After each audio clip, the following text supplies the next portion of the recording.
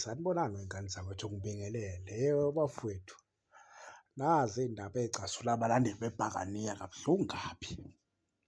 Abanye bayalila njengoba nazi-ke uNkotha ake ngithi nje engicabanga ukuthi into ekhalisa abalandeli bePirates kuyaziwa ukuthi uNkotha ngale leya team le ifuna ukumluna or ifuna ukumdayisa, yabo.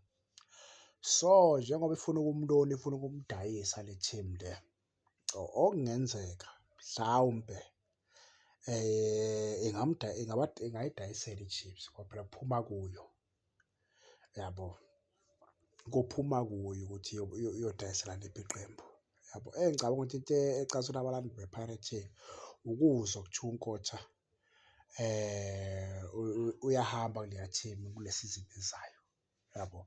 Manje abazi-ke ukuthi njengoba ehamba uzoya kuphi and seqhamuka segqoke leli jezi ngesikhathi sebhizi engaka ngoba nje usematheni ngalo kuthiwa hhayi next season kungenzeka angabuyi, yabo.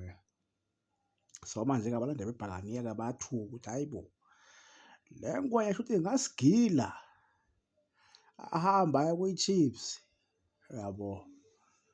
Kodwa phela uyobe engalahlanga-ke umfana, uyobe engalahlanga umfana uma egcine eze ekhaya, njengoba kwaziwa kuthiwa-ke umngani omkhulu kaVilakazi, kodwa kuthiwa-ke le jezi-ke walithatha kuye uVilakazi, walithatha kuye uVilakazi, bawaswayipha nje ngenkathi evakashile lapha eMzansi uMjida, wanikeza uVilakazi le team yakhe yena wanika leli, njengoba ubona-ke seligqokile-ke leli.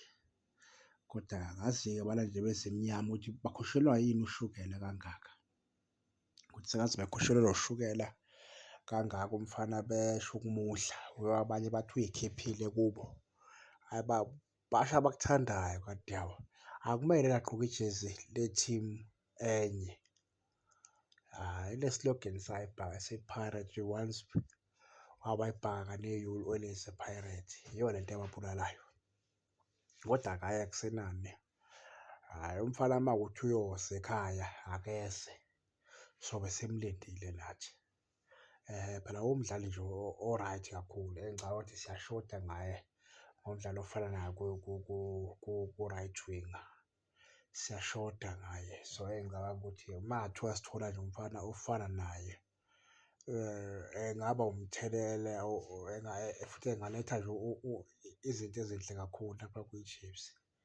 Kodwa-ke noma-ke kungeke kwenzeka ngale ndlela esifisa ngayo, kodwa nje kungaba umsebenzi omuhle kakhulu owenziwe iqembu kungathiwa sicela sithola umdlalo ofana naye umfana omncane nje, usemncane kakhulu umfana.